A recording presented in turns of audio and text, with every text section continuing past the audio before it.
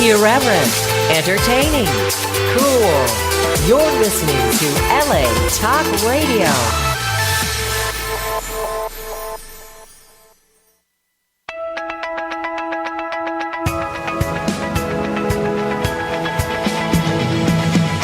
You're listening to Question Reality with Priscilla Leona, right here on LA Talk Radio.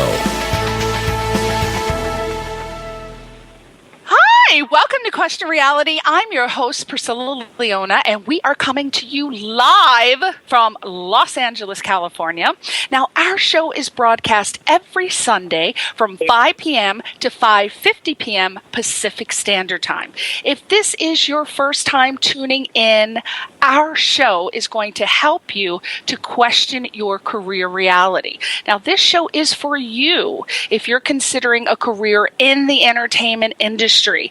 Our guests will provide you with advice and resource information on how and what it takes to successfully pursue a career in show business. And our guests work in various professions and are at different stages of their career. So that means that we will definitely have someone on the show who will be able to help you with your show business questions. Now, if you want to check out our past guests, read their bios, listen to their interview instantly, or download any one of our shows, you want to go to the LA Talk Radio website, and that's latalkradio.com. And just click on the link at the top of the website. It says Channel 1. Scroll down, look for the graphic of our show, Question Reality, and just click the link. And that takes you directly to our archive page. And the archive page is where you can view the list of our past guests. Now, all of our radio shows on LA Talk Radio are available for download on iTunes under the podcast section. We're also on Stitcher.com. So just type in Question Reality Radio in the search box, and you'll find us from 2008 until today. Yay, lots of shows. Also, go to the LA Talk Radio homepage, and that's where you can download our free app for your Android or your iPhone. Now, if you want to find out about our future guests, as you know, we are booked 6 months to a year in advance, and I know I hear the complaints, and people are cursing up a storm on the wait list. Win. Well, honey, you just have to be patient. You will get on. If you want to know about our future guests, or if you work professionally in the entertainment industry and want to come on the show to share your sage wisdom and promote your projects, we are just starting to book for 2015. I think we have one date left in January, one in February, March. So yes, we do have some in June. So sorry about that, but please go to the official website, which is questionrealityradioshow.com, questionrealityradioshow.com, and fill out the brief form on the contact page. And we will take a look at you and see if we can accommodate a position for you on the show. Now, we, as always, have a fantastic guest on the show, as you know, and we get your emails every week telling us what you think of the guest, yay or nay, usually yay, so this is good. We have two powerhouse, premium, top-tier casting directors on the show today. My goodness, let's see. There's Carol, I hope I'm going to pronounce her last name. She's going to kill me. Carol Liem. Oh, fingers crossed. It could be Liem, but she'll tell us. Casting director, teacher, acting audition coach, and the one and only WK, Wendy Kurtzman, casting director and former NBC and Lifetime casting executive and teacher. Now, I want you to go to the website, I need a cocktail myself. ctcacting.com. ctcacting.com. I want you to go there right now and check this website out. And as we are talking to them, you can be, perusing it and send me the emails, and I'll forward it to Caroline and Wendy, and they can answer any questions that you have. So before we talk to Wendy and Caroline, I just want to tell you real quick. I'm an associate producer on a short film that's based on a true story, and it's called Our Father. And it was written, directed, and produced by Linda Palmer. And we went to the screening last night at Raleigh Studios. Even though I'd seen it before, clips of it, as it was going, I was so moved, not only by the story and the cast and the crew, but they have such a massive, loyal following for this film that they've gained, and they just continue to accumulate. So I just wanted to take a moment to reach out to all of the founders and owners of shorts film festivals for their consideration, because I really feel that this would be a boon to have this film at your festival. It's absolutely riveting. And I just want to give a really quick shout out to some of the people that made this film possible. And I apologize for missing some people. There were so many people involved. But of course, it was written, directed, and produced by Linda Palmer. And the other producers include Mark Cardone, Sandy Robinson, Colleen Keene, and spot on casting by Deborah McCarthy. She is an awesome casting director. I really, really liked her a lot. And the cast includes, of course, the multi-talented Michael Gross from one of my favorite hit comedy shows from the 80s, Family Ties, and also very powerful performances by Michael Worth, David Topp. Now, oh my God, for you casting people out there who listen to the show, you got to check this little hottie boy out. He is, let me tell you, now I shouldn't be saying that, I'm over 30, but I'm not a pervert, I just appreciate beauty. Now, this boy, I think he is going to be a huge, huge teenage star.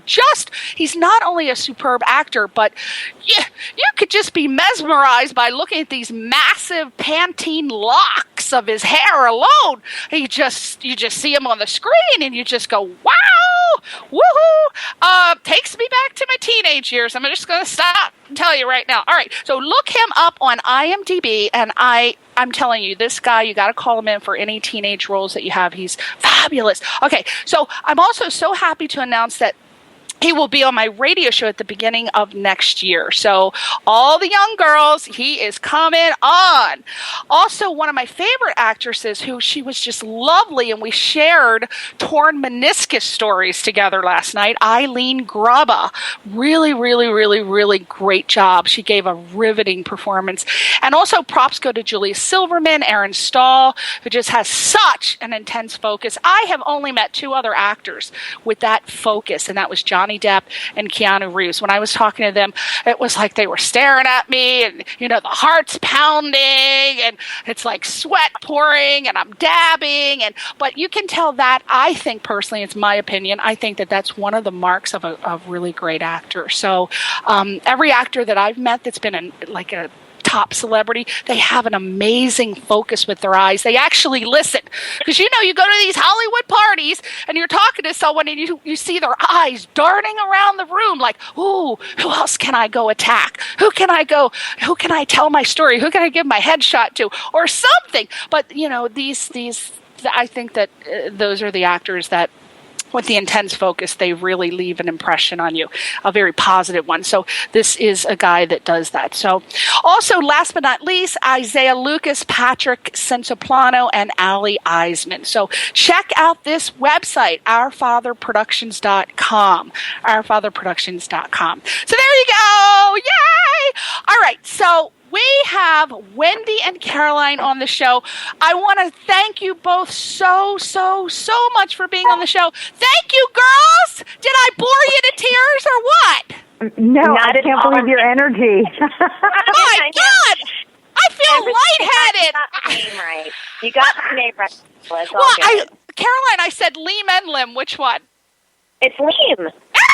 I got it right the first time. Okay, yay! Oh, I just thought I'd cover both, just to be safe. Now, I just feel, again, as I said, I feel so happy to have two powerhouse casting directors on the show to help our actor audience with career advice. Now, if I were an actor, I don't think that I could actually conduct this interview, because you guys would both make me quake and tremble in my boots if I had to stand before you and try to do an audition. Let me ask you, Wendy Kurtzman, we'll start with Wendy, casting director, former NBC and Lifetime casting executive. Can I just shout out OMG? Now, that is such a prestigious position, but let me ask you, for those of us who don't know what a casting executive does at one of these top stations, can you just briefly share with us what your duties were and how you brought what you brought, or your skills that you may have learned throughout the years and also from working there, into what you do now working at CTC Acting? Wow. Okay. Wow, wasn't that long? I just want to hear you be energetic and introduce us all over again. First of all, I will just tell you that my time spent in corporate or network, world was brief, albeit it was probably maybe 3 years total, and it was in the beginning of my career. The bulk of my career I spent as an independent casting director and out in the ranks, going from project to projects, and most of my work was done in long-form television and in film, and, so I really spent very little time at the networks and on that side of it. So there's many, many amazing women and men that work in that capacity and in those jobs that have held those jobs for many, many years that could speak to you much more eloquently than I could about what it's like to be a casting director at a network or at a studio. Is it different? Is it from you, since you've done both? Is it so different, like night and day, or is it similar or not at all?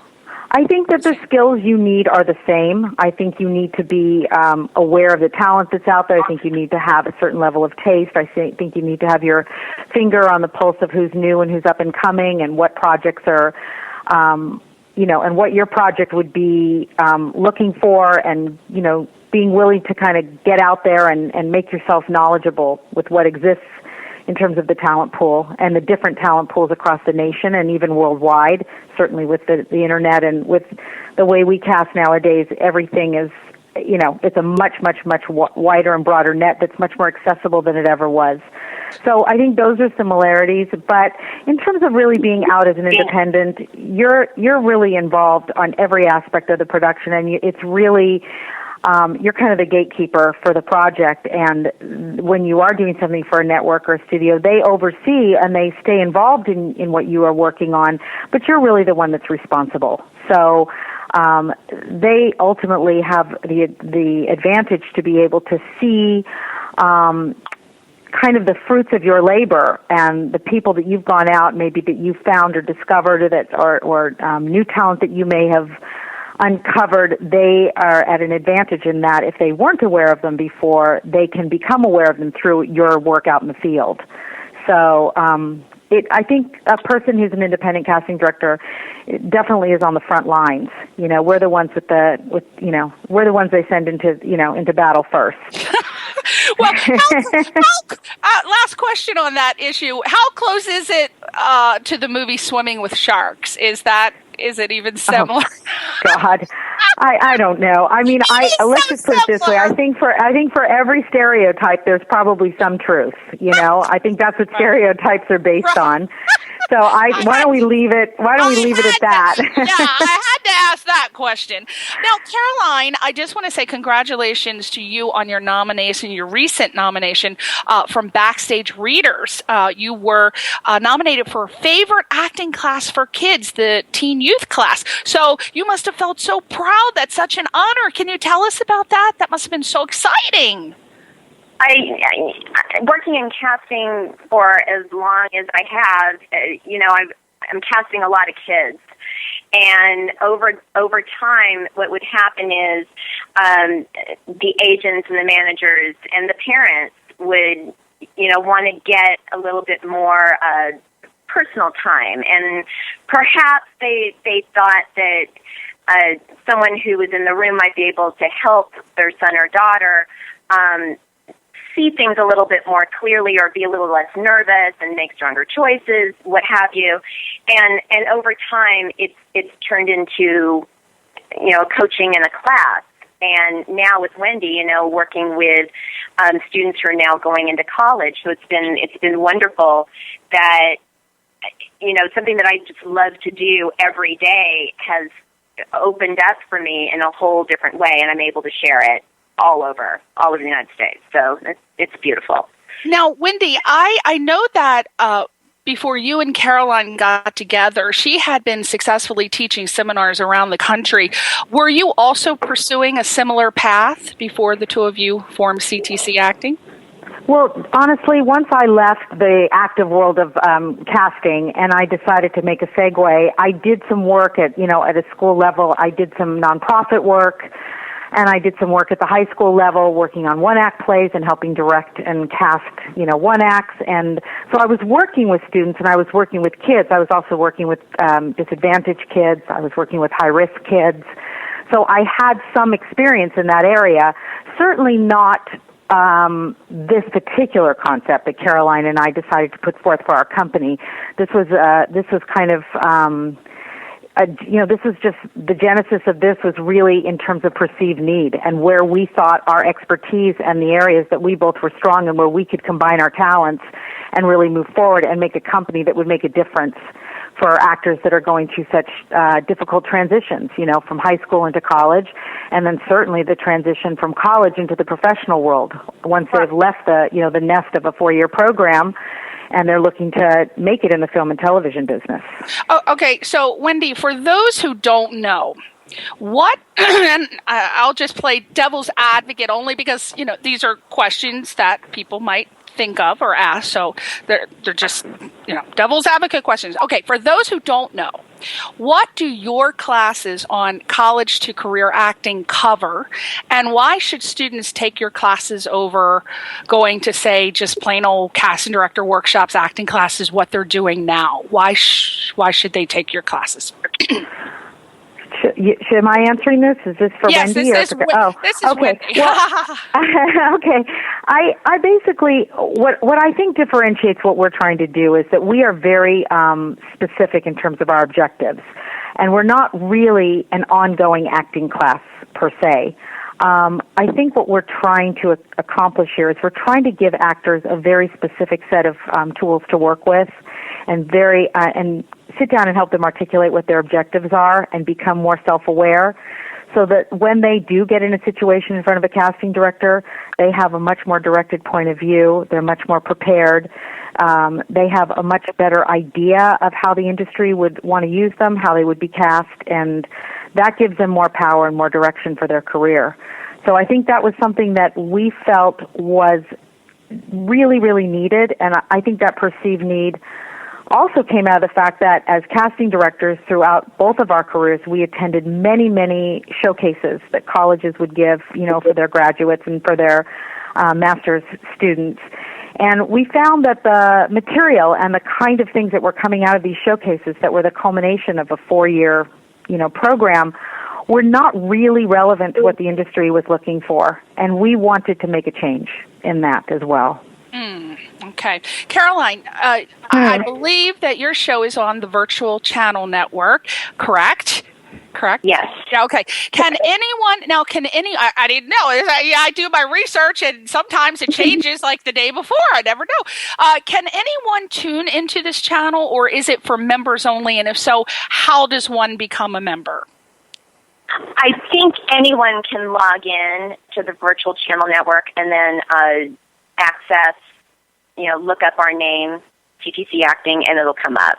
Are these classes where, I know I viewed one, and you were giving very sage advice about what you can do, how you transition from going from high school, which I think this whole concept that you have, honestly, is brilliant because there are so many things that are not taught to adult actors that as time progresses, we're getting more and more tools and we're getting more and more people who are being progressive with helping in various areas of acting. So, like Actors Access, and then we've got the whole eco-cast thing. So these are not things actors had before. And if you're an adult like over 40, oh Lord, learning all this stuff in the social media, I've heard so many stories. But I think this is a brilliant concept that you have because you're taking teenagers with the open minds and the ability to absorb all of this information, and you're taking them right out of high school. And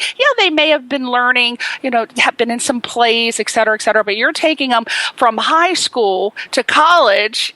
And then I believe, correct me if I'm wrong, you're giving them the tools that they will also need once they hit the pavement in the entertainment industry where they're actually going out on real auditions. So these subjects are being covered in your classes. And I I cannot understand why any mother wouldn't want to have people be have their children be a participant in these classes, because they're going to get such a jump on their career. So absolutely. The jump, and it's also what we've found from the other end, as Wendy so eloquently said, we've been at this for so long that we can speak from that point of view, from the professional point of view, but we've also spent a lot of time with colleges and university admissions and heads of departments. So we also understand what these prospective students are going to walk into, and what that audition process is going to be like for them as they apply to these universities, and what those schools are looking for particularly. And it's very much so like what we look for when they graduate. So, exactly. Exactly. I'm telling you, there are things that people do not know. Let me tell you, actors, let me just tell you, there is, for example, I'll just throw this out there real quick. Yep. Actors will go into an audition. Now, it's very crazy, and I don't know what the answer is, but I hear all kinds of stories. So I hear from some actors, they go into the audition, new, fresh, teenager, they go into the audition, they just, because they're polite, they may come from the Midwest, so they're very polite, they go right on up to the casting director and they stick their little grubby hand out and they want to shake the hand.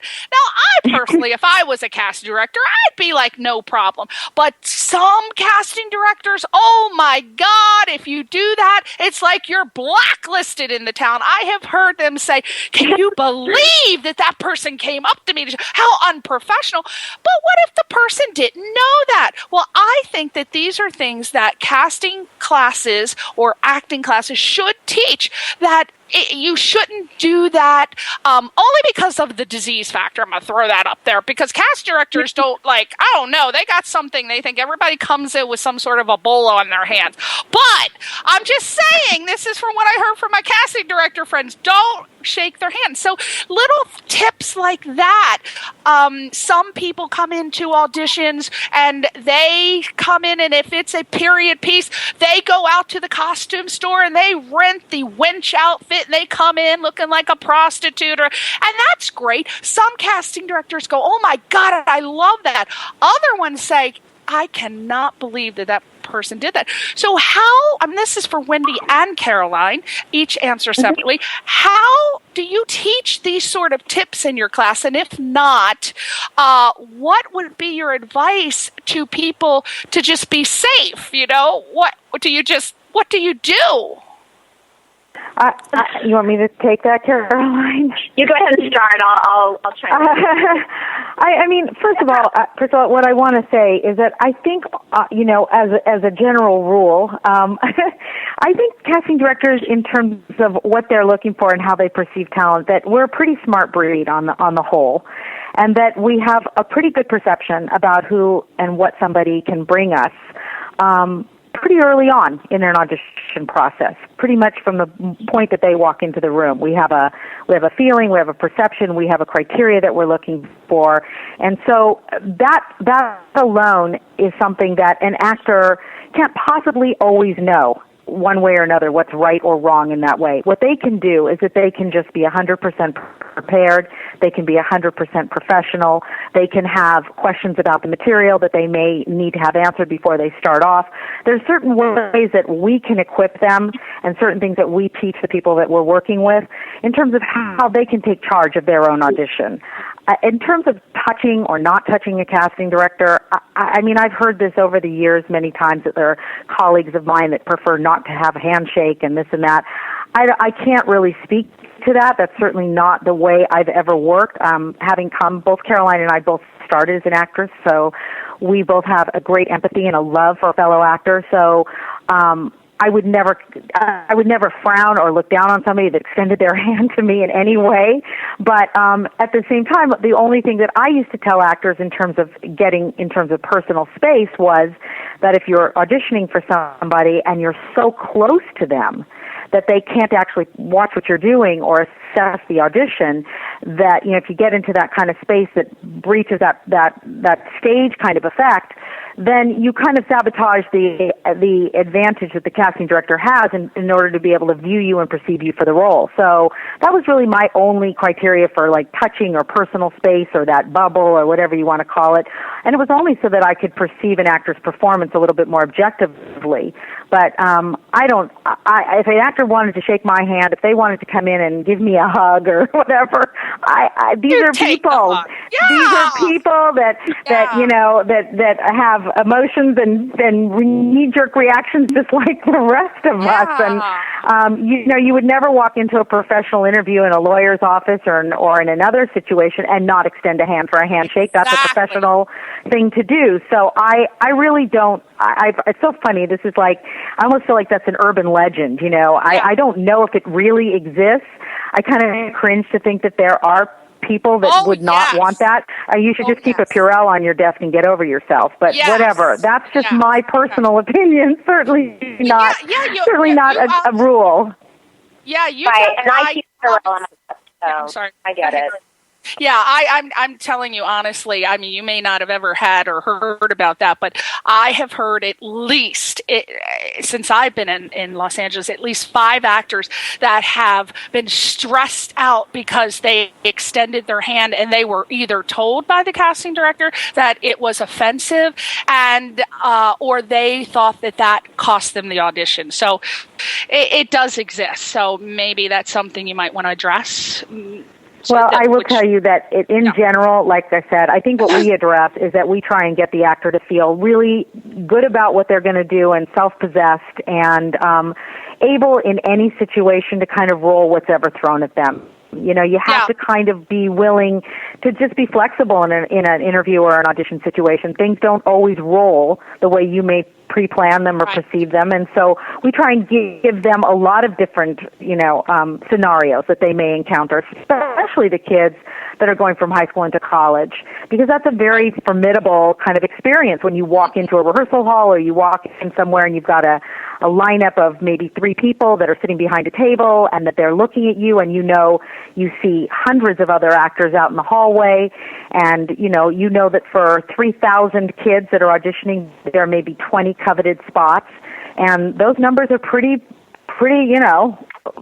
they're pretty astounding, and they can be a little intimidating. So we really try and teach them that all that noise it's just all noise, and that you have to kind of focus on what you're there for and do the best that you can. Absolutely. Everybody's got their own job to do, and the expectation in the audition room, whether it's in film or television or if it's for college, is the same. They're looking for a point of view. They're looking for how you prepared your work. They're looking for strong choices. It's no different. Right. Now, Caroline, what are some of the mandatory things that an actor needs to know that they don't get from their acting classes at college that you teach them? Well, if they're choosing Los Angeles, I would say, okay, I'm getting ahead of myself. I would say the business of the business is something that colleges know they need to address, but for whatever reason, it ends up being a few weeks of a semester, or it might be a quarter, and it's an overview. It's more of a seminar, or might be a master class. It might be a 1-week class, and that's truly not enough to know what it's like to live and work in Los Angeles and how to navigate it. So I would say that that's the largest, biggest part of a college program that is missing. What we do is we address and we talk with, actually we're talking with classes that are going on here in Los Angeles and also with university programs and how we can incorporate what's already in their program instead of having them delete what they do, but find a way to enhance what they're teaching these kids already so we can incorporate how to navigate where they're going to go, how to reach out to people who they may want to work with in the future, how to understand who they are when they graduate, because in school you're playing a myriad of roles. You know, you may play a clown in one play, you might play a 5-year-old in another play, and then you end up playing some grandfather, and you're 20. Yeah. So, you know, so what we do is come in and we talk with them about how, you know, who are you today? Who's playing those roles? How do you fit in? What's the medium you want to go into? Okay, so are you watching any of it? And to go from there. So they can, when they take all their great training, they can now hone the personality, the aspects of these characters that they've played over time, but make it personal for them at age 20, 21, 23, 25. Absolutely. Now, and Priscilla, there's one other thing that I wanted to add to that, because you actually brought it up, and that was you were talking about the ever-changing landscape of the business now, and how many different opportunities and how many different ways there are to be an actor in today's world. Right.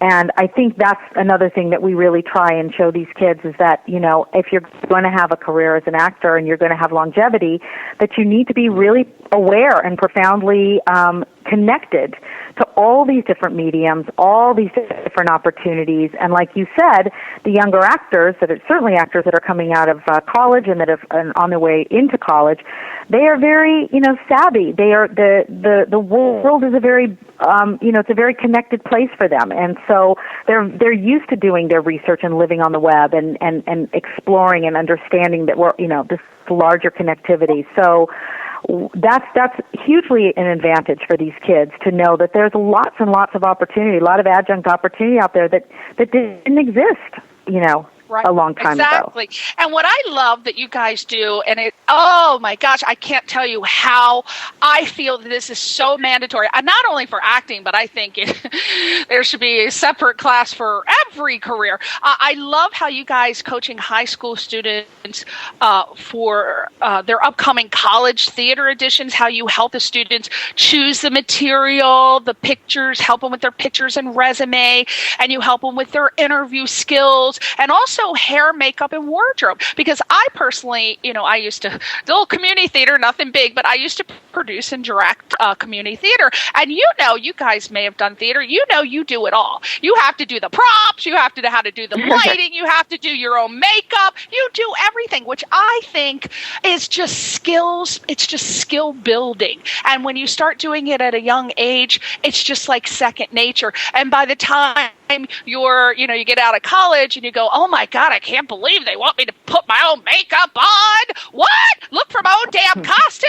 Oh, hell no. You know, if you start this early, like what you're teaching, it's going to be second nature to them. And that's what you guys provide for the high school students, right?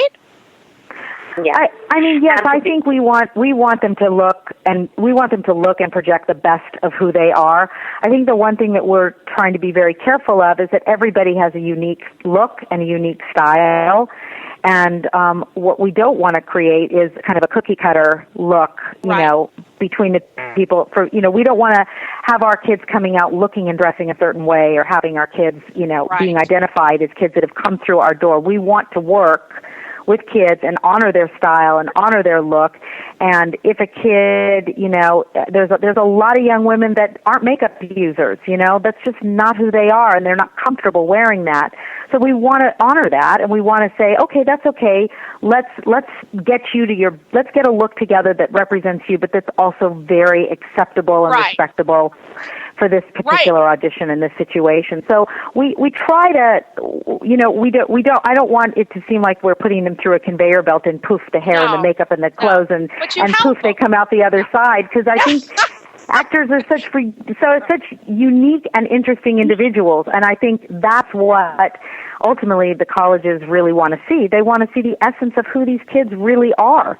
So we don't want to style or make them up and you know, window dress that to the point where you don't know who they are anymore, you know? Right. Well, I think that, and again, I don't know if you agree or disagree, but I think that actors, in order to take headshots, and this is just from what I've heard in the industry for years. I think it's important for an actor, and if you disagree, please tell me, because you can correct me anytime, but I think it's important for an actor to know their brand. A lot of times actors go and get headshots, and they look like an accountant, but they're wearing a motorcycle jacket and they have long hair, and they think that is their brand, but that is not their brand. You do have to know, I think, and correct me if I'm wrong because you two are the experts, but I do think that you need help. Somebody should guide you to help you find your brand so that you're submitting for the right parts, or else you can be submitting for parts that, it's just like American Idol. You go in there and you think, oh, hell yeah, I can sing in tune. And you cannot sing a damn note. What? You don't know your brand. Or you're singing country and you should be singing blues. You know what I mean? So it's important to find your brand. How do you two feel about that? I mean, I could be wrong.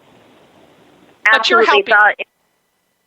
It's about awareness also, and people can tell you one thing, but you're not going to know until you know it.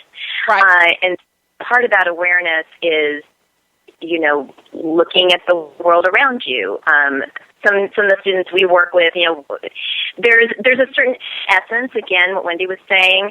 There's a vibe that you get from someone immediately. And we can tell by the way they approach material, by the way they swagger into the room, or the way they cautiously walk into the room, and that we already form an opinion about them. And the sooner they can become more aware of what that is, they can capitalize on it. There's room for all of them. Yeah, for sure. Yeah, I think what Caroline said is so perfect in terms of summing this up, is that there is a space for everybody out there. There really is. And knowing what you're saying, Priscilla, about a brand is really just about knowing just a self-awareness. And honestly, I think that, a kid that's 17 years old or 18 years old that's, coming out of high school and going into college. I have teen, kids that have gone through the teen years and have gone off to college and graduated. I'm not sure at what stage self-awareness actually kicks in 100% during the developmental stages of things, but I will tell you that that's really half the battle. And we do a lot of exercises. We actually had a fantastic experience in a class that we just taught recently for university, that we did an exercise with the kids where we asked them to become very self-aware, and we created an exercise that would allow them to describe themselves in certain ways. And we had a very, very interesting kind of revelatory discussion afterwards about how a lot of these students wanted to describe themselves, and it wasn't how Caroline or I would have cast them, or how we would have looked at them, or the way we would have put them or used them had they walked into our office for a project.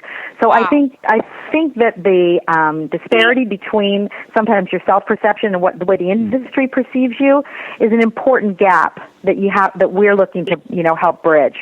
Absolutely. Now, Caroline, this question is for you. On your website, you state that successful actors have agents, managers, and publicists to help guide their careers. How did these successful actors, how did they achieve their success without having the guidance and knowledge that you both now offer? How the hell did they do it? Well, there's never one answer for any of that. Okay, so okay. Certainly, just like there's no one way. It's not like we go to college and we get a degree and we start working immediately. As the perception. Now, I know this isn't true either, but the perception for perhaps an attorney or a doctor that there's you lay a track, you follow the track, and when you come out the end of it, you're set. Now, I know that that's not true because I know plenty of attorneys and doctors who have not quite gone very easily from college to an office.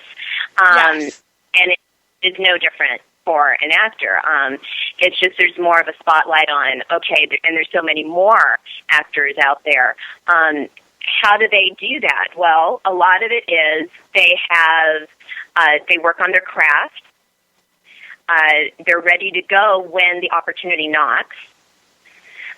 And by helping, part of it is word of mouth. We're talking about these stars. You know, people talk to people and mention people. And casting, if there's somebody we love that we've seen come through our door and we can't, you know, for whatever reason doesn't fit our project, we talk to each other.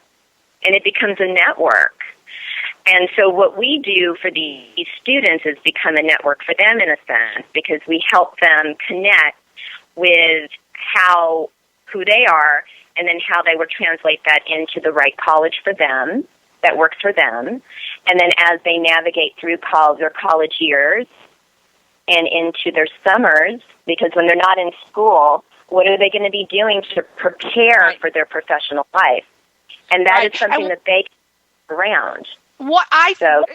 Caroline, one of the things that I saw that you offer are tips for their business and actor. And to follow up on the question that I just asked you, I think, and again, it's just my opinion, I think one of the reasons why those particular successful actors that have agents and managers and publicists that didn't have access to what you offer now, how they did it was, I think that they may have been very proactive and they learned about the business, because some actors, God bless you, don't be sending me emails, they say, I don't want to focus on the business, I just want to worry about the craft. They don't want to focus on, having the headshot and then going out and trying to get an agent and a manager and then go into casting work. They just want to be called. They want the phone to ring and just go and do their craft. And I think that one of the things that you guys offer, again, tips for business, you got to teach these young high school students that it's not just about getting called, waiting for the phone to ring. You got to get out there and pound the pavement, and an agent will take you on. I mean, it's just like the music industry these days. They want you to come to them. They want you to have the songs written. They want you to have your own CD. Mm-hmm. They want you to have a huge social media base, and then they might think about taking you on. That's the same with agents. They want to see that you have been out there pounding the pavement on your own, and that's something that you teach these young high school students, to not be lazy and to get out there. Correct? Right, absolutely. Exactly to get out there, right. To create their own projects. You know, a lot of them are very social media savvy. That's just how they grew up, and they create their own projects. They write things. They collaborate with each other. They come up together. They work with other departments. It's not just theater. They work with the film and TV department. So they work in voiceover. Priscilla, also you touched on something when you said, how did these actors of the past do this, and versus actors of today. The truth is also is that the business, as you can attest, has changed greatly. There was a lot more focus in the past of, there were managers and there were talent agents that worked much more in the development of new talent. Right. And then there was a big paradigm shift in the entertainment industry in general, where, movies went, as you can appreciate, the indie movies got harder and harder, financing became harder and harder, there was consolidation, there was a protraction of the business, and in general, the opportunity got much more precious and much more difficult to, access. So because of that, these actors who have had lots of opportunity maybe for development in the past with agents, or maybe agents had taken on unknown talent and worked with them over a long period of time until they finally broke. Now, because of, big blockbuster movies or the kind of content that's being developed, there isn't a lot of that out there. There isn't a lot of opportunity to take somebody and to nurture that career along and help them and give them all these tips and tell them what not to do and what to do. And when you go into this office, this is what you need. Like, there's just not that kind of hand-holding available. Time is just a very, very valuable commodity these days. Right. And so I think one of the things that we really wanted to do was we wanted to be able to back out of that crazy, time-crunched, objective, track that everybody seems to be in when you are project-based in Hollywood, and pull out of that and say, you know what, guys, we have the time, and we're going to take the time, and we're going to sit with you, and we're going to give you an insider's view as to how this works, and we're going to spell it out for you and walk you through the process and make sure that when you do get your moment in the sun, you're prepared, you understand who you are, you understand what you're there to do, and you don't squander a wonderful opportunity in front of somebody who may write a note next to your name that you're not prepared or you're not very good, and that'll put you in a tailspin for the next year. Absolutely. So that's one of the things that, I think that it's certainly for me. I have was in the business for such a long time, and I went through so many different phases of it, and I've watched it change so drastically through the years. It was a very different business when I started versus the way it is now. So, actors, the exciting news is that actors have so much, like Caroline's saying, they have so much opportunity, so many opportunities, I should say, to develop content for themselves, to write, to find other ways to be actors that maybe aren't necessarily in front of the camera type opportunities, but keep their craft alive and keep them able to sustain and make a paycheck. And at the end of the day, that's kind of what the success of an actor is to be able to be paid for what you love to do and to keep being able to do it. Absolutely. So, and I think that your particular program, it covers what I feel are two areas that are being underserved, and that is from high school to college. You need to know, there are certain things you need to know. And then you guys cover from college into the entertainment industry. So they're getting 2 full doses of like information that you need, because there are certain things that you do to get apart from during your high school days, your young teen years, and then you got to transition yourself. You have to acclimate to what you're going to do to change that from college to the entertainment industry, and that is succinctly, I think, what you guys do for sure. Now, I think that I wanted to talk about real quick, because we only have 2 minutes left. But I know that you're working with high school and college students on the Angel program. So maybe one of you can talk about that for 1 minute, and then we got 1 more minute to ask another question. So whoever wants to talk about that. Well, I think, are you talking? I don't know if you're talking about what Caroline and I are trying to establish, but what part of what our company wants to be able to do is we want to be able to work with kids, based on need and not necessarily on only financial capability. So what we're trying to do, and with some of strategic partnering and some, hopefully as we grow the company, is that we're trying to get a advisory board and a group of people together that will help finance some of these kids that can't afford to work. That maybe come from low-income families or from situations where they don't have financial opportunities, and that maybe they could be given an opportunity to work or to be given a class or take part in a workshop and have that, underwritten so that they could, Oh my God! I love that, Wendy. I'm on board. I got some cash. I'm going to send you some cash. How can we help? Well, honestly, I think what Caroline and I are looking to do is what we're trying to do is set up CTC Angels, and that we're hoping that we can create a group of angels. And, it's really not a lot of money. It's really pennies for some people. But for a kid that can't afford it, to be able to get this kind of information, even for us to be able to give from the library of the monologues that we've amassed, which we've amassed a pretty extensive library, to be able to sit with a high school student that wants to be able to be a contender and go off into these auditions, and maybe is going to the Unifieds in the beginning of the year, and they don't have access to great material, and they don't have a high school drama teacher that can spend time with them, that maybe they could have the advantage and be given a couple pieces by us that we know would suit them and fit their type and fit their age range. And it's really so little, but it makes such a difference and gives them such a level of confidence. We really are trying to accommodate those kind of kids. We don't want them to be turned away or discouraged or not have their dreams because they don't have the finances. I agree, and we're going to finish that real quick. But I want to ask one: can we find this information on the website? Do you have?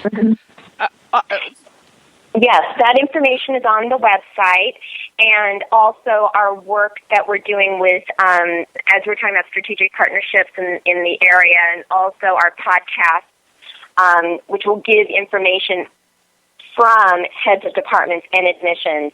A really great Q&A sit down, get their skinny on what they're looking for. Okay, and now I know there's a book in the works. We'll talk about that in one little second. But September 21st, you've got a musical theater workshop with Michael Levine, musical director and foremost collector of the sheet music in the nation. And then on September 29th, you've got a free college information night in San Diego where you're going to be sharing information to help high school students and their parents and higher education counselors kind of clarify appropriate BFA programs, because for the college-bound theater students, because it's a very confusing question. Kids go, oh, should I do a BA? Should I do a BFA? So that is information that they definitely need. So we want people to go there. That'll help them narrow down their choices and kind of cast a wider net. So that's on the website as well. You've got that posted on there, September 29th, where you're going to be. Yes, we do. We're going to be we're going to do a bunch of these, actually, these informationals, and we're going to do one in San Diego and La Jolla. We're going to do one in Santa Barbara at the Carrillo Recreation Center in October. We have another one. We're going to do one up in San Francisco at the Academy of Art in San Francisco, and one here in Los Angeles also. And these are going to be free info nights for kids and their parents to be able to attend to find out what the what the components are that go into a college audition, what the requirements are, what the differences are in the programs. Just even simple things like, when they list on a website, a contemporary monologue and a classical monologue, what they mean by that, how that breaks down, how to look for material. So we everything. Basically to give them an overview so that they can get their questions answered. We find that parents especially are so appreciative for these nights, because it's a little bit nerve-wracking knowing your kid wants to go off and do a BFA program in acting. Woo! Oh, yeah! So I think they want to know. They're all scared they're going to end up eating a can of tuna fish a week. Okay, well, we are over, and I'm so sorry. We could talk for 3 hours, but we got to go, honey childs. Everybody go to ctcacting.com, ctcacting.com. Everything that Caroline and Wendy talked about on the website, check out their upcoming classes. Thank you, ladies, for coming on. Can I book you for next year? Oh, we'd love it. Absolutely. Thank you so much for supporting us. We so appreciate it. Thank you, Wendy and Caroline. Thank you, everybody, for tuning in, and we'll see you next week on Question Reality. Bye-bye.